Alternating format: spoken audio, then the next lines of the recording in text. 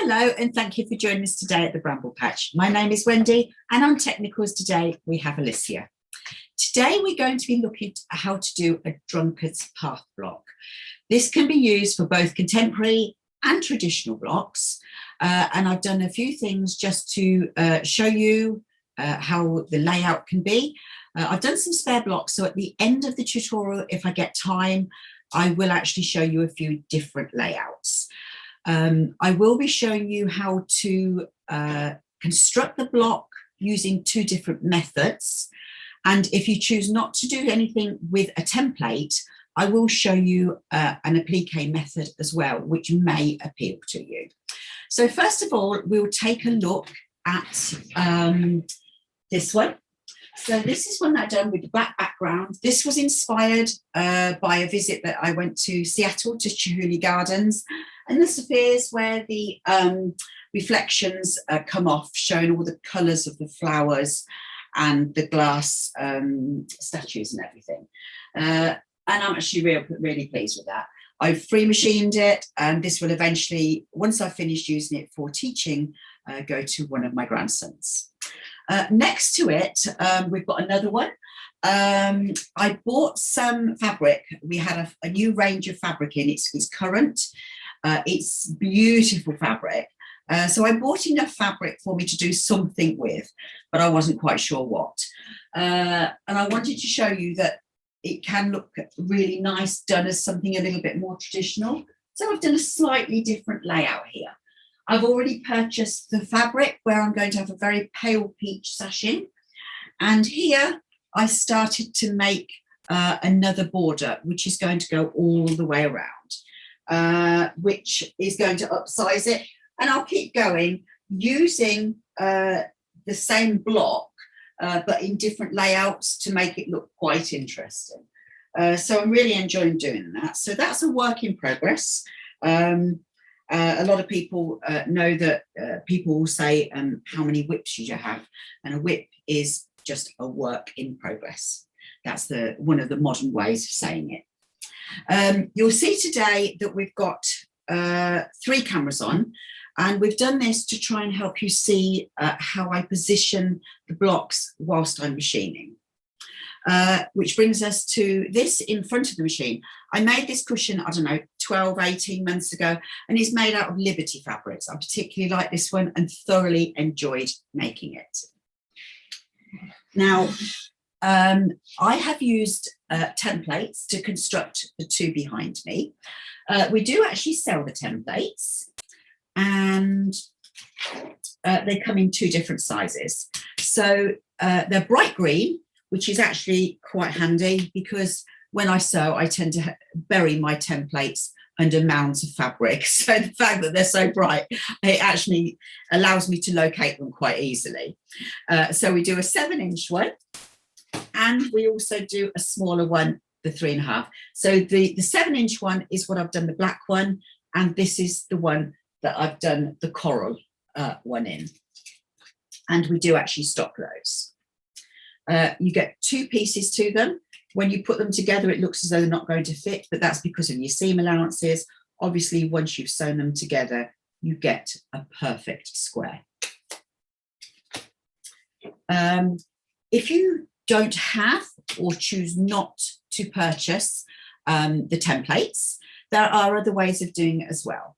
So on Google, you can download lots of free templates, and there's lots of different sizes. So this one is one that you can just download off of any website. There's lots of free ones on there.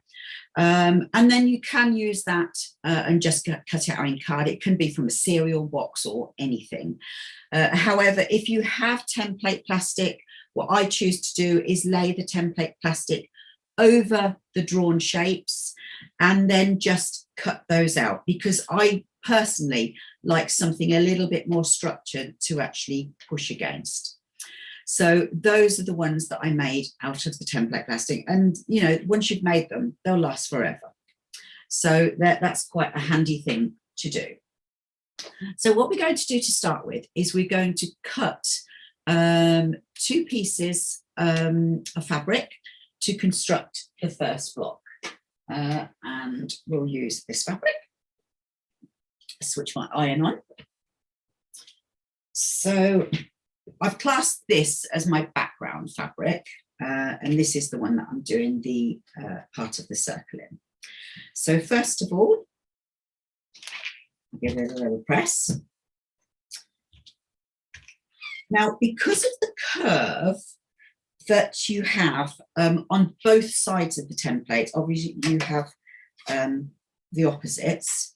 I personally prefer to use the 28mm rotary cutter because I find it just goes around easier. You can use a 45, but if you have this one or a smaller one, it's much, much easier. If you don't have any rotary cutters, draw the shape out and cut it with scissors. It works either way round. It's just that because I have one of these, I actually chose to use it just to make my life a little bit easier. So first of all I'm going to do is just place that onto my fabric. Now, if you have a rotating cutting mat, then this is a good idea to use it. I didn't bring mine in with me because we are quite tight on space in the office whilst I'm filming. So I've just got the ordinary cutting mat. So when I cut it, I cut a little bit beyond the line where the curve starts, and then just hold it firmly, making sure that you're keeping the rotary cutter nice and snugly pressed up to the actual template. Now, if you want to, you can turn your rotary round. I've got quite a lot on here, so I'm actually going to just pick it up and move it. Because I've already got a beautiful corner here, I know I've got everything perfectly in place. So once again, I'm going to just tidy that final edge up. So now I've got one part that I need. The second part I need is going to be the background. And as you can see, this is what I've been using. So let's see what we've got here. I'm going to pop that over there. Otherwise, if I move this fabric, it might just float away, and then Alicia will be crawling on the floor looking at it for me. As that's happened before. Right, okay. So once again, I'm going to place it on here. Turn that the other way around because it'll grip a little bit better. Like so. And always, always push your rotary cutter away from you. And whilst you're not using it, always lock it just in case you catch your fingers or cables or anything else on the go. Roll that out the way and push. Now I'll move that. I'm very grateful for Alicia's desk today because it's going to be a mess by the time I've finished it. Right, okay. So I've just lined all of that up again. And I'm just going to tidy those final two edges. Right. Now, on the template, there are holes here that you can see on both sections. So if you choose to, you can actually mark your fabric so that when you put it together, you're aligning everything. So you can do that if you choose to. I don't, but you know, if you want to be really precise, and it's probably a good thing to do that when you start. So what I'm going to do first of all is I'm going to take both pieces of fabric. Now, I'm hoping that the camera can pick that up. If I place the smaller piece in that bottom left-hand corner, that's going to situate it so that these just sit perfectly meet in the middle. So there's no need to actually fold it in half and crease it. If you sit that there, that will fit perfectly. Okay. And first of all, I'm going to show you the pinning method. Okay. This does take a little bit longer, but the more you do it, the quicker you get at it. Okay. So first of all, just pop a pin right in that central point. Now, also, I've got the fabrics right sides together. Okay. So now I'm going to take another pin. And the idea is, just as my scissors gone, just got a thread on the edge there. I'm just going to nip that off because that'll irritate me. There we go. Right. So what I'm going to do now, I'm going to take this corner here and I'm going to twist it to sit here. Now, not only do we want it sitting in the corner, we don't want it sit at an angle like that. We want it so that these two straight edges sit on top of each other, like so. We want those straight, because if you sit them at an angle, you might get a little piece that sticks out at the edge, and we don't want that. So we're going to do that to start with. And now all you've got to do is just, I'm hoping the camera will pick it up if I hold it. If I ease that, you will now see that this just pulls and sits together. Now, you can do as many pins as you want to, okay? I'm going to be really good on this occasion and put 3 pins in between the 2 markers I have already. So I'm going to put one centrally, and then I'm going to put a pin in between that one and the one at the edge. Now, this is me going quite over the top because I don't normally put these pins in, but I'm doing it to try and help and show you the way it will look. And the bigger the block you're doing, the more pins you will have, and it looks a bit alien at the end. So I've done one side. So what I need to do now is do the other side. So I'm going to do exactly the same. I'm going to take this corner and I'm going to twist it around and sit that right in that corner, making sure that these 2 edges are level, like so. Hope you can see that. And I'm just going to pop a pin in there, making sure that it's keeping those fabrics straight. And once again, if I just tweak that, they will automatically just sit together. Just going to pull that one down a bit. It's difficult for me to hold it, trying to show you what I'm doing with the camera as I'm leaning over rather a lot. Okay, and I'm just going to put another pin in between those 2. And once again, on there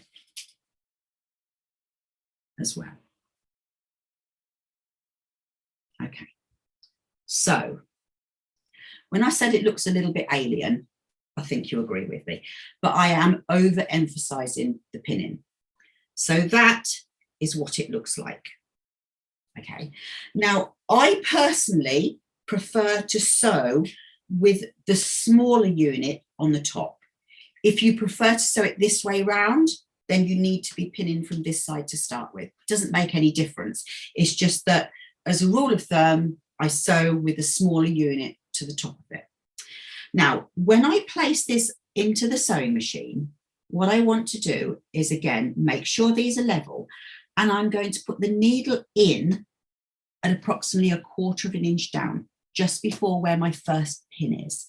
I've already got a donkey on my sewing machine, which is a thread saver.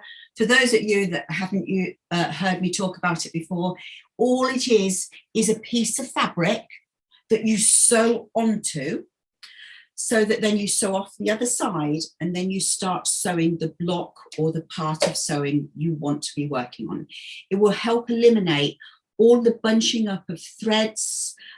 People call it bird nesting, spaghetti, whatever you want to call it. And it's going to be cut off at the end. So if you start off with it and then sew onto one at the other end, it means you're never going to get that bunching up. Now, with high-end machines, you don't tend to get that. I am using a high-end machine today. I'm using a Bernina 770, purely because it's got a hover foot, which means it's going to lift up and down as I do it.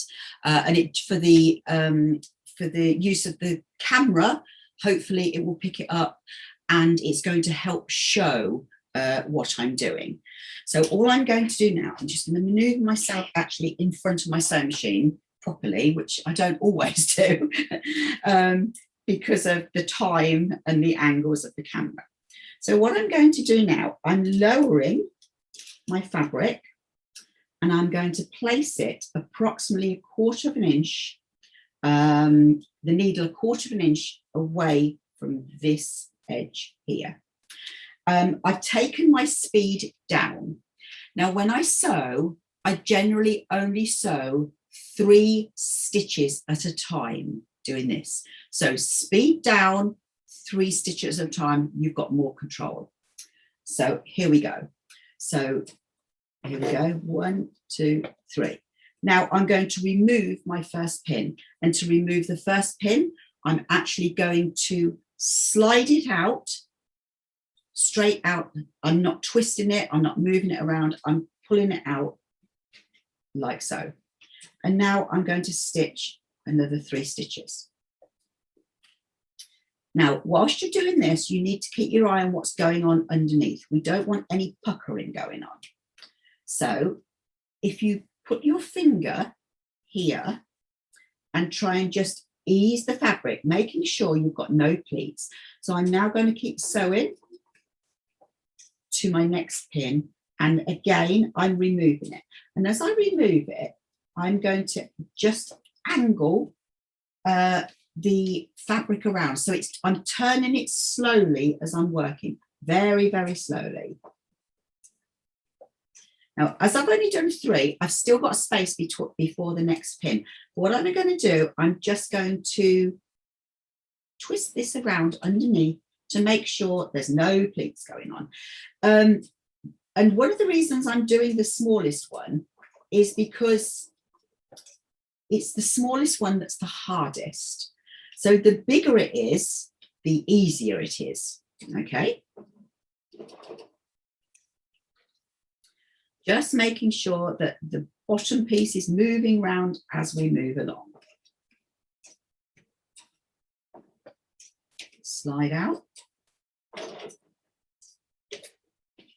Now, I have a magnetic pin cushion here, but the reason I don't put that on my sewing machine, because it's a computerized sewing machine, it's not a good idea to have magnets around it. So I don't situate a magnetic pin cushion actually on my machine. I'll put it by the side, but if I put it on the side, it'd be on the floor because I haven't got anything by the side of me. So, so that's why I'm actually just putting them on the table. Now I'm approaching the edge now.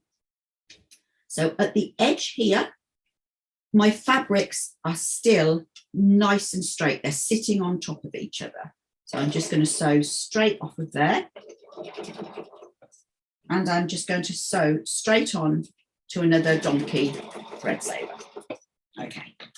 So all I'm going to do now is nip that one off and nip that one off. Now, let's take it over to the other camera so that you can see what's happening. So this is the effect that we have. And now I'm going to press it. So all I'll do now is take it to my pressing mat. And I like to press from the back. And you can press either way. I prefer to press down to the smaller area. So all I'm going to do is just take it and press. Turn it over and press. And I'm hoping you can see the nice smooth curve that we have. So that's how you do it using the pinning method. Now I've already cut another one out, And this time we're going to use no pins at all. And when I do it this way, I just speed piece. If anybody comes around to the studio and I'm doing something like this, there'll be a trail of about 30 the other side of the machine. I just go bump, bump, bump, bump, one after another, because it goes through so quickly.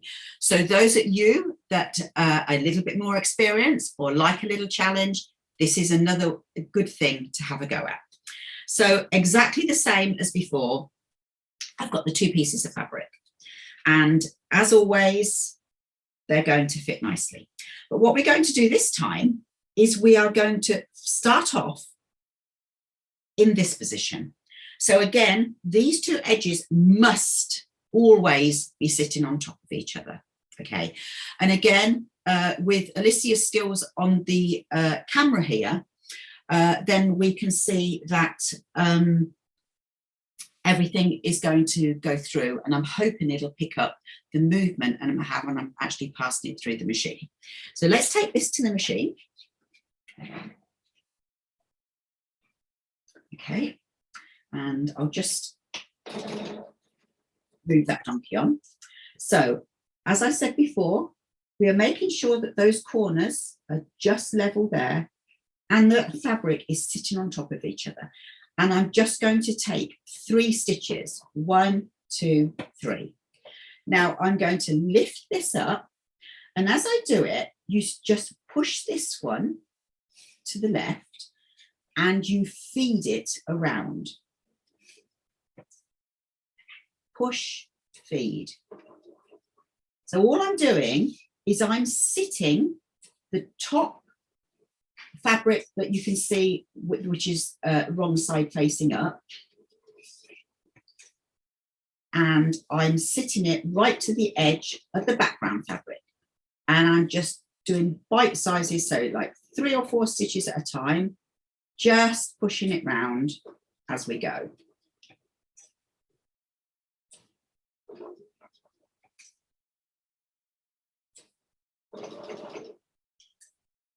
Now, if you want to, you can pull this. Usually when you're doing it, it just feeds through itself. Now, I'm doing this really slowly to try and show you how easy it is.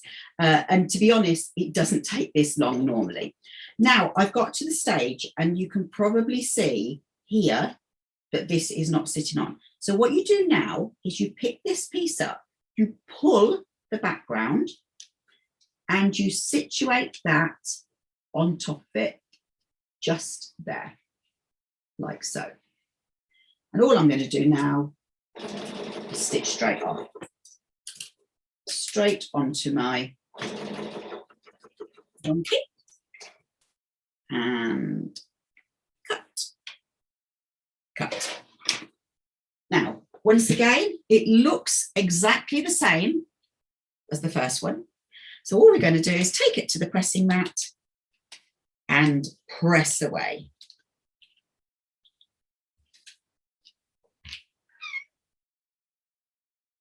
And there you can see a beautiful soft curve with no points and kinks in it. So that's how you do it with no pins. Now, if you don't like the idea of even touching curved piecing, I've brought another little quick technique in to show you. So,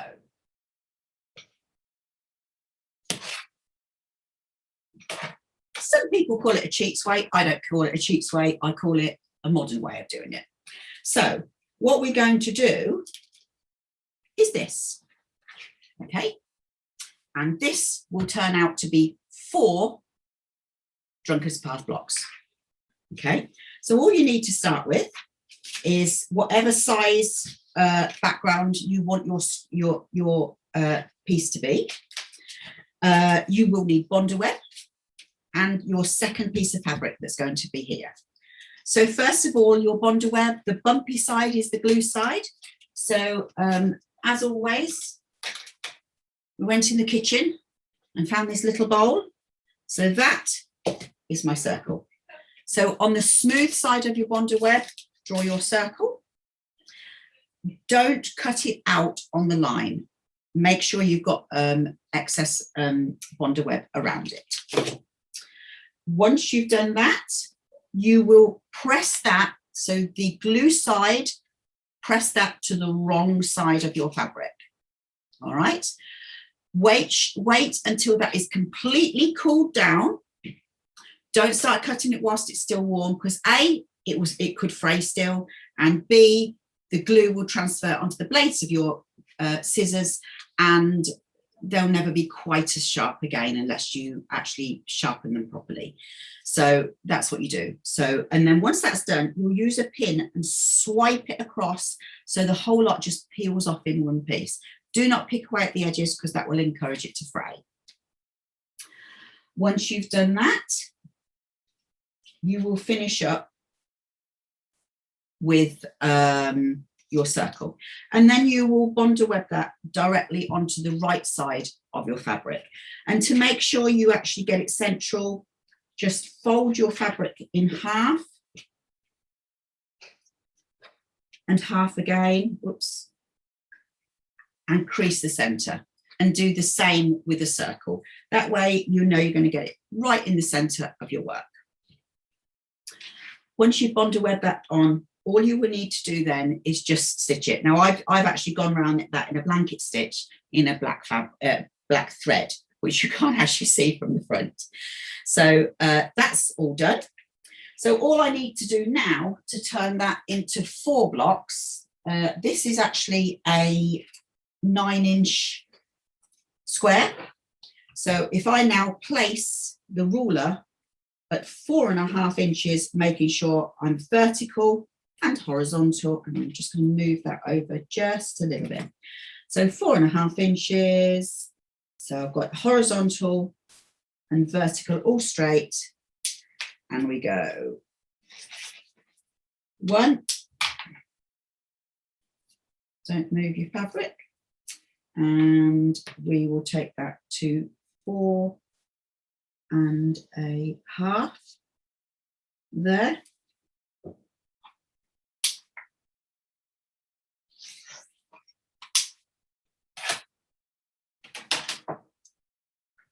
And now you have your blocks. Oh, that's not gone through properly. Let me get my ruler back again. Don't want to go and mess it up, because this can be used as a teaching aid for another tutorial. There we go. It's a note to Wendy, put a new blade in your rotary cutter. Okay, so there we go. So then you can obviously start to do different designs with them. We could have things going on like, how can we do that? That one, and then coming out to the edge, which is, oh no, that's the wrong way around, there and there.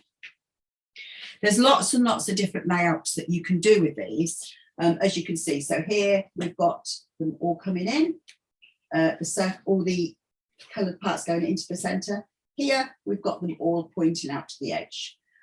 We've got them snaking around. We've got lots and lots of different things. And there really are lots of different shapes and designs that you can work with.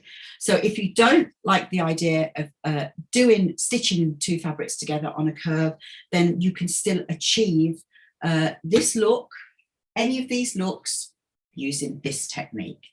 So thank you so much for joining us today. We hope to see you again very soon. Look after yourselves. Thank you from myself and Alicia. Bye-bye for now.